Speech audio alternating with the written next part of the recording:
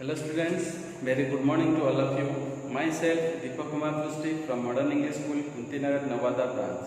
Students, welcome to our e-learning class which is organized by Modern English School, Navada branch. Students, today I am going to discuss the fourth video lecture of the class 9 of the topic is our hardware. Today basically we will discuss hardware. Okay students, so students, as we know that the computer system is made up of two components. Okay students, the computer system is made up of two components. Remember this one, the computer system is made up of two components. What are the? One is your student hardware, another one is your software. Okay student, hardware and software. Okay, is that clear student? The next one is your student. Again, there are the different hardware components are used. Okay student, what are those? One is your student input device, output device, storage device, processing device. Okay, is that clear? And the softwares are the what? System software, application software, programming software. Is that clear student? Here the computer system is made up of two components, hardware and software. Again, hardware is divided into four basic parts. Okay student, input device, output device, storage device and processing device. And the software basically again divided into three parts. What are those? System software, application software and programming software, or that is also called as a utility software also. Is that clear? And today's class we will discuss students what? Hardware. So students, we know very well what do you mean by hardware. Yes or no student? So hardware means students what? The physical components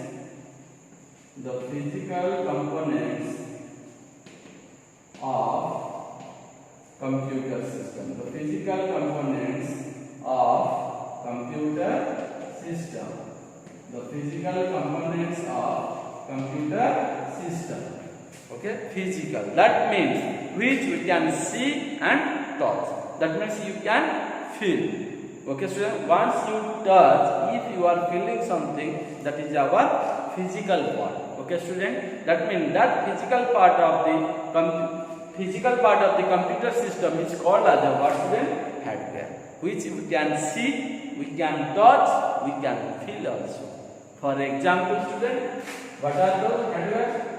We can tell monitor, okay students, keyboard, mouse, projector, okay students, etc. These are all the what student? Hardware. Okay students. Now the hardware again divided into basically four parts. The hardware is basically divided into four parts. What are those? First of all, input device. Okay students. The hardware is basically divided into how many parts students? Four parts. Okay. How many parts? Four parts. What are those? The hardware is basically divided into four parts. The first one is here input device. Input device. We know very well what do you mean by input device. Input device are the devices which are gives the instruction or information to the computer. Input devices are the devices which gives the instruction or information to the computer. Okay students, is that clear or not? That means to run the computer, to operate the computer, we need some instruction. To make a document, okay, or to move up any of the icons or objects from the computer system, to draw the diagram, to make a picture, okay, to play a game, we need the what, students? Input device. Is that clear or not? So input devices are such type of devices which gives the instruction to the computer system. Is that clear, student? And the examples are, we know very well, keyboard, mouse, joystick. So these are all the, student, what? Example of the input device. Is that clear or not, student? Is that clear or not? Next one, student, we will discuss the what? Output device. Next one we will discuss output device. Students, output device means what? Output device are the such type of devices which produce or gives the, okay, student, is that clear or not? That means produce the result or information on the screen. So output devices are such type of devices which produce the result, display the result on the screen. Okay, student, without the output device, if you have only given the input to the computer and no information will be displayed on the screen, then you cannot do what? Further work, because we have no any idea which is right or wrong, whether my instruction is right or wrong. Without the output we can never know. Yes or no, student? For that reason we must need the what? Output device. Student, for example, I am giving simple example. You are reading, you are preparing for an exam, but exam will not be conducted. So can you give the output? That means what? All students can think we are all what? We have remembered all this information which has written on the book. Yes or no? But who knows? Who knows? Is that clear or not, student? So student, for this, if exam will be conducted, after the result will be published, the teacher, your parents, they will know very well how much they take the output from the school. Yes or no? That means school will give the input and the students will produce the output. That means in the result method. Is that clear or not? So student, if you will give the instruction to the computer and the information will not be displayed, then how do we know that my instruction or information are right or wrong? Okay, student, for this reason we need the what, student? Output device. Is that clear? Is that clear? Okay, students? Okay, students? So student, what type of the what output device we are displaying? Monitor. Here I have written monitor. Okay, student? Monitor,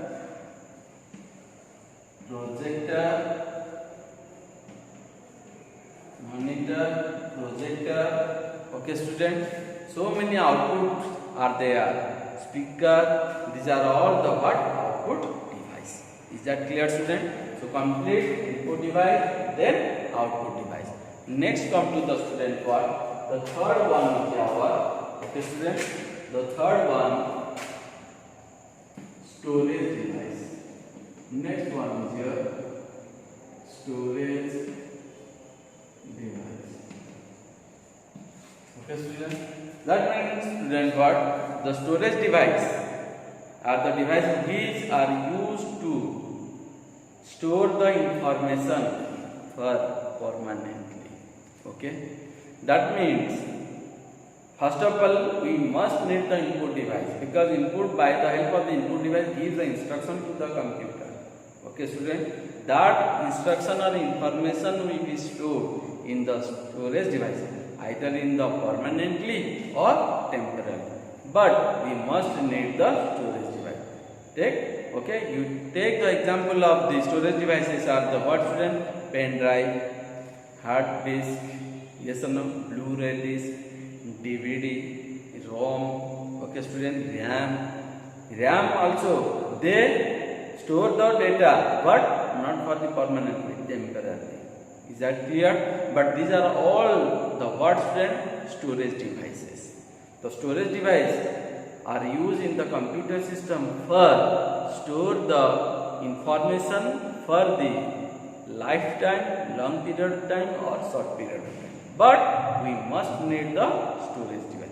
Without the storage device student, we cannot store the data for the long period of the time. Is that clear?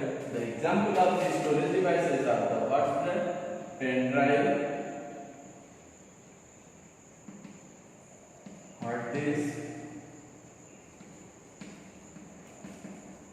CD, DVD, DVD. Okay, so these are all the example of the storage device.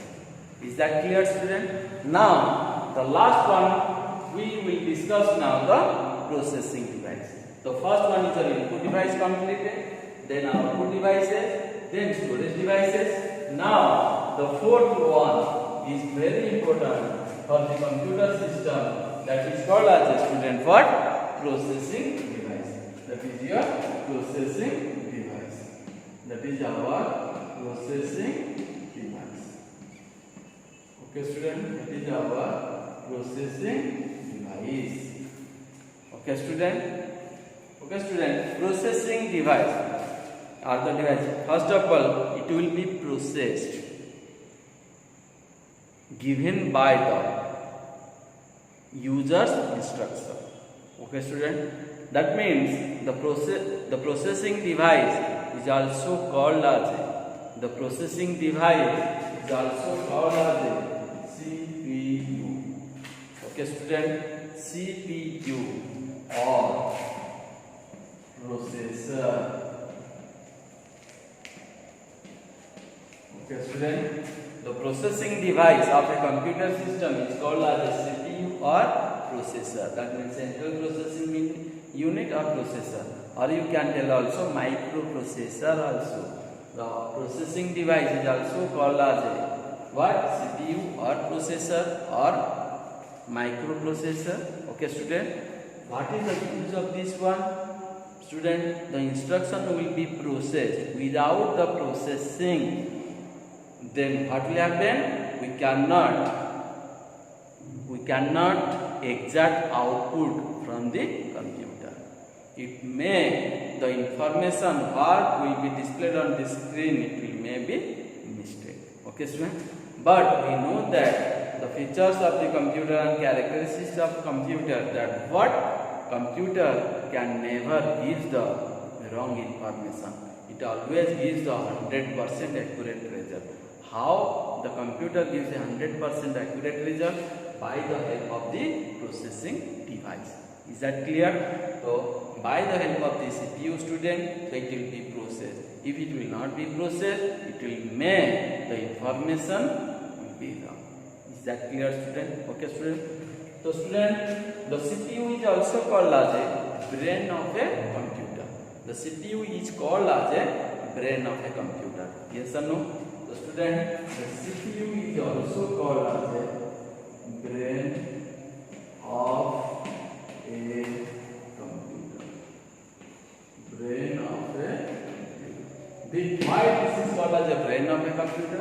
Student, we know that the human brain will control the whole body of our system. Yes or no? Student, our brain, the human brain, will or is control the total body part of the human system. Okay, student? Because if any type of the danger will be happen with us, so we know that.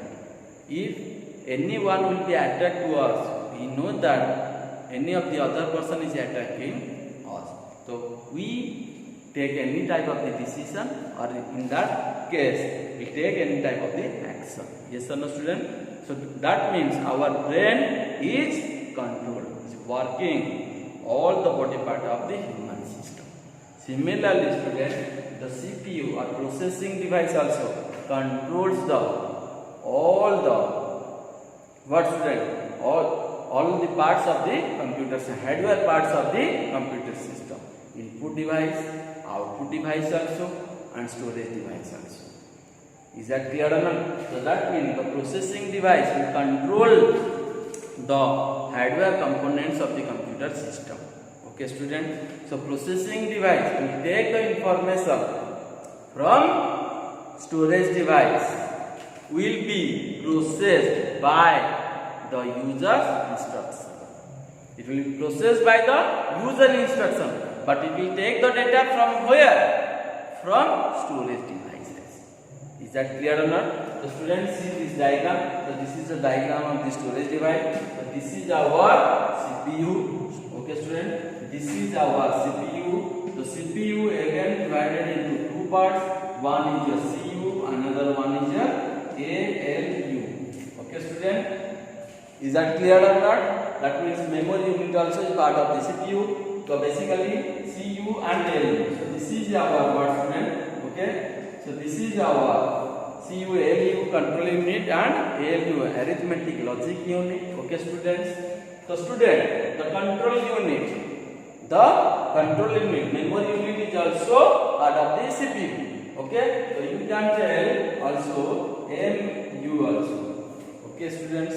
So memory unit, control unit, and ALU arithmetic logic unit. But here you see this diagram, student. Here my memory unit, control unit, and arithmetic logic unit. Okay, student. So first of all, so this is our student what processor. This is our processor. The processor is divided into two parts. That is a control unit and arithmetic logic unit. The arithmetic logic unit controls all type of the arithmetical operation and logical operation. That is dependent on the user's instruction. Okay, student. The arithmetic logic unit controls all type of the arithmetical operation and logical operation. Arithmetical operation is your what? Addition, subtraction, multiplication, division. Logical operation is your what? True, false, greater than, less than, and, or, not. These are all the what, student? Logical. So this type of the information will be handled by the arithmetic and logic unit. Okay, student. And control unit. The control unit controls all part of the computer system. Control also ALU. Controls the input device, controls the output device, controls the storage device also. Is that clear or not? That's why the control unit I have written here and ALU I have written here. The control unit will take the information from the memory unit first. Okay? How it will be controlled? What type of the information will be controlled? Okay, student? How do they know? So that's why the control unit will take, that means the information, what you give the information, that means this is our input. Okay, student? This is our input. That means the memory unit, first of all, will take the data by the or from the input devices. Okay, student? That means the information will be stored here. The information will be stored in memory unit. After that, the memory unit will not be controlled. Only that is used for the what? Store the data. Okay, student? The memory unit then it will send the information to the control unit for the controlling. If this is our input device or output or storage, so control unit can know very well and it will be controlled. If this memory unit will send the data to the control unit, if the information will be any type of the arithmetic and logical, the control unit will send the data to the ALU. This is our what, student? ALU. Okay, student? That means if the information is your any type of the arithmetic or logical, then control unit will send the data to the ALU. Now ALU will be handle, manage the information. After managing, again it will send back to the control unit. After that, again it will be controlled, means it will be again checked. After that, it will be sent to the memory unit. After this one, student, what? It will send or display the result on the output screen. Is that clear or not, student? Is that clear or not? Okay, student. So in this way, our processing device will be processed. Is that clear or not, student? So try to understand. First of all, memory unit will take the data from the input devices. It will be stored. Then it will send to the control unit. The control unit will check what type of information has sent from the memory unit. If any type of the arithmetic or logical information, then control unit immediately send to the ALU. It will be managed, controlled, and analysis, processing. After that, they can send back to the control unit. If no any of the arithmetic, logical, any further information, so controlled by the control unit. Is that clear or not, student? And it will be controlled here. After that, again send back to the memory unit for store the data, for store the long period of time. If user wants to display, then again memory unit send to the output. Okay, student. So in this way, our processing device is working inside the computer. Is that clear or not, student? Is that clear? So yeah, students. Today class, now we have completed the hardware components of the computer system. In the next chapter, means chapter 3, the details of the input output are given. Okay, student? So this is our basic part. Okay, student? The details of the input output storage as given in the chapter 3 will be discussed also that one. Okay? So student, you try to understand this one. Watch it. If you have doubt, then ask me. That's it. Thank you.